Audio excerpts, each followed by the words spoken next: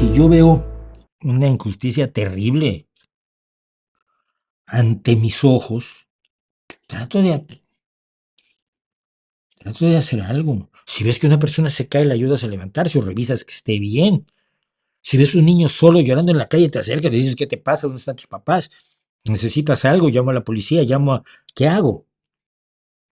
Naturalmente, tratas de evitar el mal. Si ves a un niño grande pegándole a un niño pequeño, están solos en un patio, te acercas, te dices, oye, no le pegues. Es que yo tengo libre albedrío, me importa un pito. No le pegues al pequeño. Es que es muy sangrón, me da igual. No le pegues al pequeño. Esto se llama empatía. La empatía es la capacidad que tenemos los seres humanos, y no solo los seres humanos, en general los seres sociales, las especies gregarias o sociales. La empatía es la capacidad que tenemos de ponernos en los zapatos de otro, de sentir el dolor de otro, de sentir el miedo de otro, de sentir la angustia de otro y de tratar de hacer algo por resolver el dolor de otro. Esa es la empatía. Es una característica esencial de los seres gregarios. Y antes de esto quiero que vean lo siguiente. Es muy sencillito, son un minutito. Can you imagine that? Unos babuinos o papiones o mandriles andan por allí, de pronto viene a atacarlos un jaguar. Ahí hay 7 o 6 papiones, babuinos, mandriles, haciéndole la vida imposible al jaguar y obligándolo a huir. ¡Wow! Holy lo que tú digas. Holy shit. Efectivamente, holy shit. Ok. Ya acabamos de ver un grupo, se llaman bandas, una gran banda de babuinos. Está ahí haciendo la vida imposible a los turistas en algún parque natural en África. Entonces tenemos tomada la carretera a ver si te atreves a mover tu Range Rover así muy, muy guapo que traes. A mí tu Range Rover me hace los mandados. Ahí están. Y un jaguar ataca a uno. Bueno, según los libertarianos, lo que tienen que hacer los otros 49, porque se supone que son como 50, es quitarse. A ese ya se lo cargó el demonio. Pero nosotros no tenemos por qué. No tenemos por qué sacrificarnos por el otro. En palabras de Ayn Rand, la psicópata mayor, ningún hombre puede tener el derecho de imponer a otro hombre una obligación no escogida, un deber no recompensado o un servicio involuntario. Y entonces pues, los animalitos se quitan, al que se iba a comer el jaguar, pues ya se lo comió, el jaguar merienda muy a gusto y los demás no se juegan nada. Lo que vemos es a un montón de babuinos jugándose el llevarse una herida con las garras o con los dientes del jaguar. Los dientes de los babuinos también tienen lo suyo, cuidado, vean ustedes algunos si pueden, de los babuinos o mandriles o papiones. Pero aunque se arriesguen a que les metan una garra o un colmillazo, están defendiendo a la colectividad, están defendiendo a la comunidad, están defendiendo a la banda. Eso nos cuentan los señores libertarianos, está muy mal, porque el único valor es el valor del interés propio. Y estuve viendo, y de allí viene a una señora que es Abigail Marsh, que es una neurofisióloga, que se ha dedicado a estudiar los mecanismos de los dos extremos, de la psicopatía y de la empatía. Entonces, ¿qué es la psicopatía? En pocas palabras. La psicopatía es un constructo de la personalidad humana que tiene estas características. Tiene problemas de empatía y remordimiento, o sea, no siente empatía. Si ve que un niño se pega en una mano y llora, le da igual. No siente como, ay, pobrecito niño, ay, pobrecito, ¿qué? No es asunto mío. Cuando cometen alguna barbaridad no sienten remordimiento, ¿no? Pues, y decían, es una de las razones por las que, por ejemplo, es muy difícil, que de por sí no sirve para nada el polígrafo, pero que sirve menos con los psicópatas, porque lo que mide, lo que pretende medir el polígrafo es la reacción de angustia, de sensación de desasosiego ante una pregunta determinada. ¿Usted mató a tal persona? Ay, bueno, sí, pero yo lo siento. No, no lo maté, pero te pones nervioso. Sociópata, "Ay, sí, no lo maté, no recuerda, no tiene ningún remordimiento por haberla matado, por haberle robado su bolsa a una viejecita, o haberle robado la andadera a su abuelo. No tiene remordimiento. Tienen rasgos audaces, desinhibidos y egocéntricos. Piensen ustedes en Donald Trump, o en López Obrador, o en Putin. Y tienen un encanto superficial y la apariencia exterior de normalidad que engaña fácilmente a la gente a su alrededor porque no dejan ver la personalidad que realmente tienen. Y esto lo conocemos de manera descarnadísima en lo amable, en lo encantadores que son eh, asesinos en serie como Ted Bundy, ¿no? Asesinos en serie que lograban que sus víctimas se acercaran a ellos porque parecían absolutamente inofensivos, simpáticos, agradables, bonachones, normales, encantadores, adorables, hasta el momento en que tenían en su poder a su víctima y entonces empezaba el horror. Horror que no le provocaba ningún remordimiento ni ninguna empatía a Ted Bundy o a otros muchos asesinos en serie.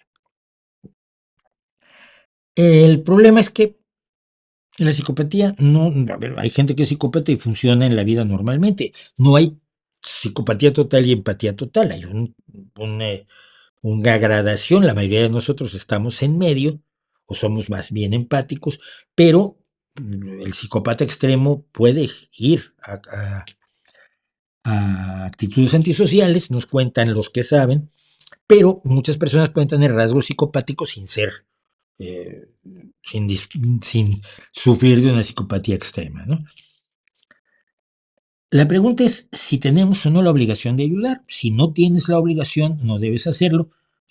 Decía Ayn Rand, que es la psicópata oficial de muchos de los personajes como Milley, Ayuso y otros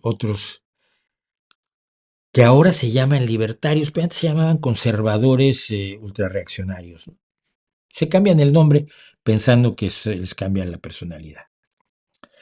Pero entonces dice, nadie me puede imponer la obligación de ayudar. Vamos a volver a leer la cita de la maestra de Milley. Ningún hombre puede tener el derecho de imponer a otro hombre una obligación no escogida, un deber no recompensado o un servicio involuntario. La respuesta es te equivocas.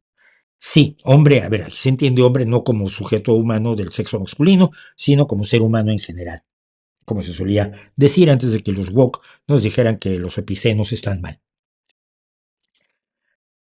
Sí, tenemos todo el derecho de imponerles a otros obligaciones que no hayan escogido, deberes que no se recompensen y servicios que no sean voluntarios. Y la mayoría de los países, la mayoría de las sociedades humanas, tienen leyes, reglamentos o costumbres que te obligan, por ejemplo, a ayudar a otros en caso extremo.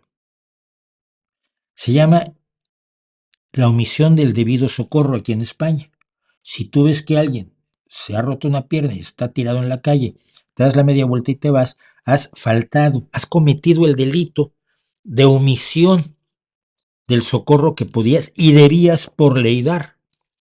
¿Por qué todas las sociedades tienen esas leyes raras que van en contra de lo que dicen mi ley y los libertarianos? Bueno, porque si dejas que alguien sufra, estás colaborando con su sufrimiento. Si dejas que alguien muera o sufra o pierda un miembro o se queme o padezca algo terrible por no intervenir, pudiendo hacerlo sin riesgo para ti, cometes un delito. Aunque no elijas la obligación, aunque no te vayan a recompensar el deber, aunque no sea voluntario el servicio, la sociedad tiene todo el derecho de imponerte la obligación de socorrer a otros en caso extremo. Nadie te pide que te juegues la vida, cuidado. No se trata de que todo el mundo aquí sea un superhéroe y un X-Man o X-Woman. Nadie pide quienes se juegan la vida por otros así sin importarles su propio bienestar, los consideramos héroes y les damos medallas, porque están en el extremo opuesto de la psicopatía. Pero cuando tú no socorres a una persona necesitada, cuando no le das agua a alguien que se está muriendo de sed, aunque no te digo que te quites el agua tú propia, pero si te sobra agua y no le das agua a alguien que muere de sed y lo dejas morir, el decir que has ejercido tu libertad porque Ayn Rand te dijo que no tenías obligaciones no voluntarias no te va a salvar en un juicio. ¿Por qué? Bueno, porque los seres humanos somos seres gregarios, somos seres sociales. Solo sobrevivimos en sociedad. Solitos valemos queso. Solos, individualmente, podemos hacer muy poco. Y cuando podemos hacer algo es porque tenemos los conocimientos que ya nos dieron otros.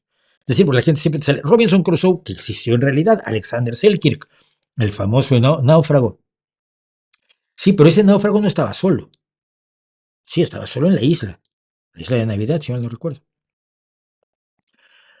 Tanto el real Alexander Selkirk como el Robinson Crusoe de Daniel Defoe no llegan solos a la isla desierta. Llegan con el conocimiento, con la experiencia, con los descubrimientos de otros. Llegan con una vasta, enorme mochila de conocimientos y de experiencia obtenida de otros, no de ellos mismos, que les permiten sobrevivir hasta cierto punto. Así que tienes la obligación de vivir en sociedad porque la sociedad te permite vivir. Pues cualquiera de nosotros solo que no tiene el concurso de otros seres humanos a su alrededor, como una sociedad organizada, con obligaciones no voluntarias, con servicios no voluntarios y con deberes no recompensados, a la larga es buena para todos los que comparten esa sociedad. Por eso los babuinos van a darle al jaguar, porque al hacerlo están salvando a los pequeños, están salvando a las hembras embarazadas, están salvando a los más jóvenes, porque los que van a romperle la maraca al jaguar son los más grandes, son los líderes de la manada, son los de fuera. Estos animales, por cierto, cuando se duermen en la noche, crean círculos concéntricos. En el centro están los pequeños y las hembras embarazadas.